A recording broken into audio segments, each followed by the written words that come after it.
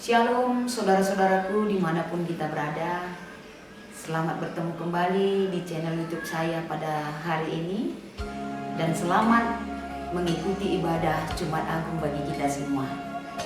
Satu hal yang perlu kita ingat pada hari ini adalah ketika kita merenungkan kembali peristiwa Golgota yang Yesus berikan bagi kita, yang mengangkat kita, yang memulihkan kita, memberikan kesempatan kepada kita kembali untuk dapat merenungkan bagaimana cinta yang Yesus berikan pada kita.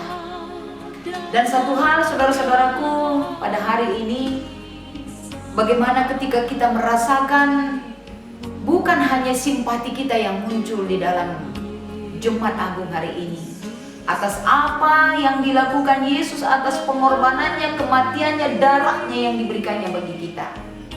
Tapi kalau kita melihat ketika Paulus mengatakan di dalam kitab Filipi pasal 3 ayat 10, dia mengajak kita untuk berempati.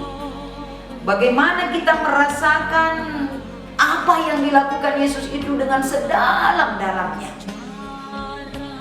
Siapa yang sanggup melakukan pengorbanan yang begitu besar untuk kita? Siapapun manusia tidak sanggup melakukan apa yang dilakukan oleh Yesus ketika dia memberikan nyawa penebusan bagi kita. Satu hal yang perlu kita renungkan, ketika Yesus diberikan mahkota duri, ketika Yesus diberikan satu penghargaan dan penghinaan yang diberikan oleh prajurit-prajurit Romawi.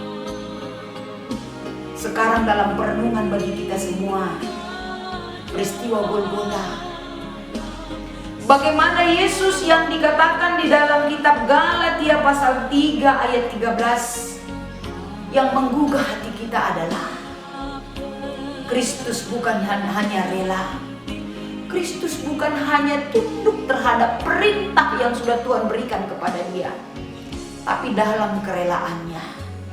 Kalau kita lihat dalam kitab Galatia pasal 3 ayat 13, Kristus telah menebus kita. Dia menjadi terkutuk karena kita. Sebab ada tertulis yang mengatakan, terkutuklah orang yang tergantung di kayu salib. Dan itu Yesus lakukan demi saya dan saudara. Bagaimana kita menyikapi peristiwa Golgota yang mengingatkan kita kembali hari ini? Apa yang kita persembahkan bagi Tuhan? Ketika Yesus akan menghabiskan napas terakhirnya di salib, orang yang ada di sekitarnya memberikan apa yang mereka miliki, yaitu sesuai dengan apa yang mereka inginkan. Bahkan pemberian itu tidak layak mereka berikan kepada Yesus. Tapi hari ini Yesus katakan sudah selesai.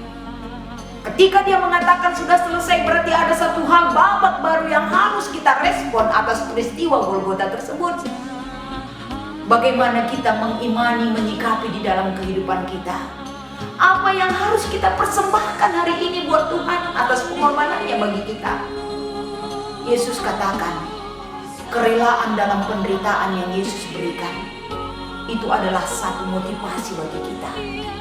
Bagaimana kita memberikan diri kita kepada Tuhan, bagaimana kita hidup rela dalam kondisi sekarang ini di hadapan Tuhan, bagaimana kita bersyukur dalam kondisi sekarang ini untuk mengimani dan memberikan empati kita atas apa yang Yesus berikan bagi kita.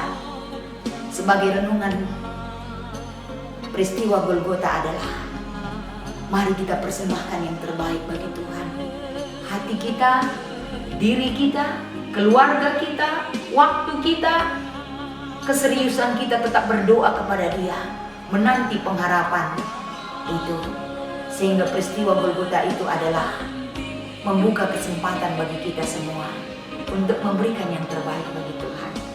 Berikanlah hidupmu bagi Tuhan. Terpuji nama Tuhan. Haleluya. Tuhan Yesus memberkati.